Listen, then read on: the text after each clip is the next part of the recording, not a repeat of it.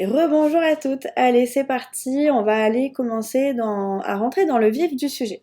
Donc j'aime bien imaginer Notion comme une armoire. Votre armoire, c'est Notion. Dans votre armoire, vous avez des classeurs. Donc on va imaginer que ici ce soit nos étagères. Dans nos étagères, on peut avoir l'étagère pro, l'étagère perso par exemple. Dans mon étagère perso, je peux avoir les comptes, beaucoup de choses. Je peux avoir mes to-do list, mon agenda, je peux avoir énormément de choses. Donc ça, c'est les pages, les sous-pages, etc. Il faut vraiment l'imaginer comme quelque chose en arborescence. Ça vous permet d'avoir en un clin d'œil un accès à une structure très vaste sans avoir à aller ouvrir des fichiers. Donc, une page Notion, comment ça fonctionne? Vous pouvez cliquer ici, donc dans page privée, sur plus. Ça vous crée une nouvelle page qui se met automatiquement ici. D'accord? Cette page, vous pouvez la nommer par exemple page personnelle. Hop. Vous avez le titre ici et vous avez après le contenu en dessous. D'accord? Pour chaque page, vous pouvez ajouter un icône. Alors ça c'est juste pour décorer, hein, qui va s'afficher ici. Donc en perso, donc vous avez soit les emojis classiques du téléphone, soit des icônes, et ces icônes, vous pouvez en changer la couleur, d'accord? Vous pouvez faire demander à chaque fois la couleur si vous le souhaitez. Donc là, par exemple, hop, je mets bleu pour le perso, et est-ce que perso, j'ai quelque chose? Je vais me mettre ça, allez. Et donc là, je vois que j'ai ma page personnelle, mais je peux mettre ce que je veux. Sur chaque page, vous pouvez mettre une image de couverture en cliquant sur image de couverture, modifier la couverture. Vous avez soit des choix de couleurs, soit des images que vous pouvez télécharger, ou mettre bien un lien d'une page internet. D'accord? Ensuite, donc ça c'est pour une page. Dans une page, je peux rajouter une sous-page. Et autant de sous-pages que je veux d'ailleurs. À l'intérieur des pages, vous allez avoir ce qu'on appelle un bloc. Un bloc, c'est donc ce que je vous disais dans la vidéo précédente, une ligne, d'accord? Et c'est ce qu'on voit ici à chaque fois où il y a écrit « Écrivez », appuyez sur la touche, nanana, etc. Donc vous avez deux possibilités. Soit vous cliquez sur « Plus » pour voir toutes les possibilités de choses que vous pouvez créer, et il y en a vraiment beaucoup, d'accord? Soit vous avez un raccourci avec la barre, le slash, hop, et là vous avez ça qui apparaît également. Mais vous pouvez aussi écrire par exemple page, et je veux une page, j'appuie sur entrée, ça me crée une nouvelle page. Ici, en haut de votre page, vous allez avoir à chaque fois comme un dossier sur un ordinateur, c'est-à-dire le dossier source et puis les sous-dossiers jusqu'à arriver à votre document. Donc là c'est la même chose et vous pouvez renaviguer en arrière de cette manière. Donc si je reviens à ma page personnelle de base, on voit que j'ai rajouté une nouvelle page que je peux appeler par exemple G. Hop. Je peux y ajouter un onglet si j'ai envie. Voilà. Et là-dedans, je vais pouvoir rajouter autant de choses que je veux également. D'accord? Donc là, on voit que j'ai la page budget. Ma wishlist, étant donné que c'est perso, je peux la prendre ici donc sur la barre latérale. Je clique dessus et je peux la glisser dans ma page personnelle.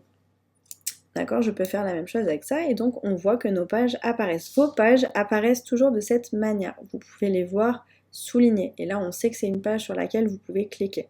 D'accord, pour entrer dedans. Le plus, c'est pour rajouter un bloc. Les 6 petits points, c'est pour modifier votre bloc. D'accord? Donc le plus, c'est pour ajouter.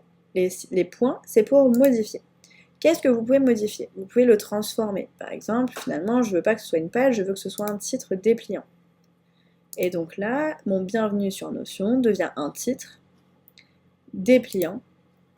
Voilà, et je l'ai ici. D'accord? Si je veux le retransformer en page, je clique sur transformer, page. Et il se remet en page. Vous pouvez également modifier les couleurs. Je veux que cette page soit en orange. Et là, c'est écrit en orange. Je veux que ce soit surligné. Donc, je vais dans couleur. Vous avez couleur du texte, couleur d'arrière-plan. Et là, ça va mettre tout l'arrière-plan de cette couleur-là. D'accord? Vous pouvez modifier l'icône directement en cliquant ici.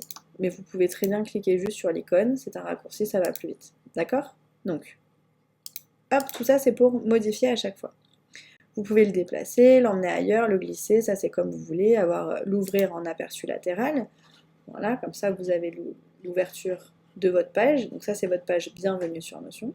Et je vois quand même l'autre page personnelle qui est à côté. D'accord? Et si je veux le mettre en pleine page, je clique tout simplement ici. Mes blocs, comme vous pouvez le voir, et je vous invite à aller pianoter dessus, vous avez des tas de possibilités. Donc, vous pouvez transformer en titre.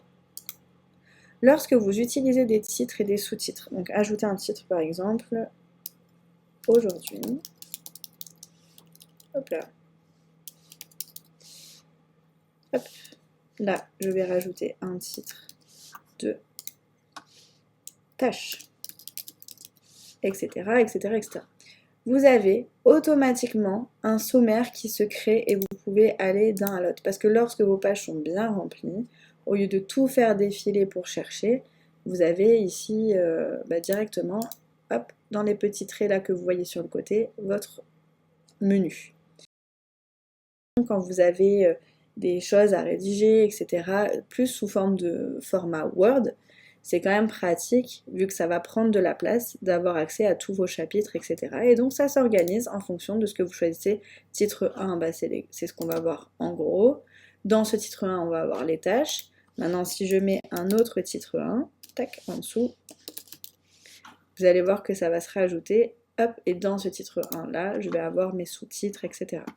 Ok? Donc ça, c'est pour les formats titres. Donc vous avez titre 1, titre 2, titre 3. Vous avez du texte simple pour ajouter du texte.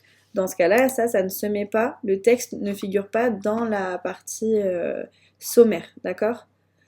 Ensuite, elle ne figure pas, mais vous pouvez quand même y accéder. Vous avez des listes à puces, des listes numérotées. Donc là, voilà, une liste à puces, tac, tac, d'accord, tout simplement. Les listes numérotées, au lieu de la puce, c'est un chiffre. Et vous avez les listes de tâches sous ce format-là, que vous pouvez ensuite cocher et ça se barre. D'accord? Pour les tâches, je vous conseille plutôt la base de données que je vous expliquerai tout à l'heure. Donc, tout simplement, pour connaître les blocs, je vous invite à aller explorer. Parce que vous avez tout un tas de choses. Donc vous avez des listes, des menus dépliants. Voilà, si le menu en titre 1, vous pouvez l'avoir en titre 2, mais juste en texte, par exemple. Et donc là, vous avez un menu dépliant, d'accord? Donc vous mettez le titre de ce menu, et ensuite en dessous, vous pouvez écrire des choses. Ici, je vais écrire tchac tchac, tchac tchac tchac, hop, et ça ne se voit pas. Hop, voilà, donc ça c'est un menu dépliant, ça c'en est un autre. Là, il y a quelque chose dedans, là, il n'y a rien dedans. Ok? Donc pareil, si je veux supprimer, je peux tout simplement appuyer là, supprimer, ou à faire sup sur mon clavier, comme habituellement. Vous avez des possibilités de faire d'autres pages, des encadrés. Ça c'est super chouette pour faire des tas de choses et je vous montrerai ensuite. Vous pouvez par exemple glisser des pages dedans. Si vous voulez faire une en-tête à votre page qui soit esthétique, hop, je le mets en général en haut. Alors, moi j'aime beaucoup que ça prenne toute la largeur. Donc je vais dans les trois petits points ici. Pleine largeur. Et j'adore mettre mes pages dans un encadré pour faire vraiment une organisation visuelle. Vous pouvez déplacer, hop, sur le côté. Donc là, j'ai mis cette page à côté de celle-là, mais je pourrais mettre un encadré que je duplique avec les mêmes pages. Tac. Bon, il n'y a pas d'intérêt à mettre les mêmes pages, mais c'est pour vous expliquer que je pourrais aussi très bien mettre ça. Et vous pouvez, dans un même encadré, normalement, vous mettre à côté. Ah ben, ça marche pas. Donc dans ce cas-là, pour mettre à côté, je clique ici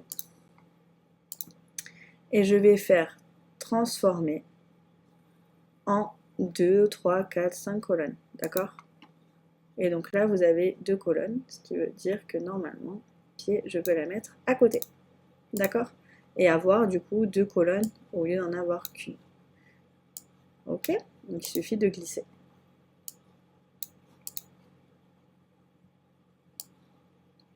Je peux mettre un encadré dans un encadré. Enfin, on peut faire vraiment à peu près tout ce qu'on veut en termes de visu avec ce qu'on a ici. Il suffit de cliquer et de glisser. Ok? Ensuite, si on continue, vous avez des citations. Donc ça, c'est voilà, vous testez, mais vous avez une petite barre ici. Hop, vous faites votre citation. On voit que c'est une citation. Voilà, vous pouvez le faire comme vous voulez. Hop, on continue. Vous avez là la possibilité d'insérer des tableaux, des séparateurs. Donc un séparateur, c'est juste une ligne pour dire par exemple, hop, je mets toutes mes pages au-dessus. Et ensuite, je fais une... Hop, je peux mettre comme ça, une ligne pour séparer. Voilà, on peut faire des tas de choses, mettre un lien vers une autre page. Ça, c'est vraiment les trucs les plus faciles, d'accord? Les blocs de base. Ensuite, vous avez donc des médias où vous pouvez importer des images, des vidéos. Les fichiers peuvent s'ouvrir, par exemple, si vous mettez un PDF à l'intérieur, vous avez le PDF déjà ouvert dans lequel vous pouvez piloter. Voilà, et ensuite on va arriver aux bases de données, et ça je vais vous les expliquer un peu plus tard dans une autre vidéo, mais on peut faire des tas de choses, donc des bases de données, avec des vues différentes, on peut faire des graphiques, attention les graphiques sont limités dans la version gratuite, en version payante vous pouvez en faire autant que vous voulez, on peut créer des formulaires sur lesquels les personnes peuvent répondre, et vous aurez toutes les réponses dans une base de données, donc ça c'est hyper intéressant comme outil. Vous pouvez intégrer des tables de matière, hein, donc il y en a qui se font automatiquement, mais vous pouvez en intégrer, des équations, des boutons. Les boutons, je vous expliquerai aussi, et ça c'est super intéressant pour faire des raccourcis, et c'est très facile à utiliser, donc je vous ferai des vidéos exactement pour ça. Voilà, pour cette première vidéo, j'espère qu'elle vous aura été utile, et maintenant vous comprenez les bases de comment se fabrique Notion.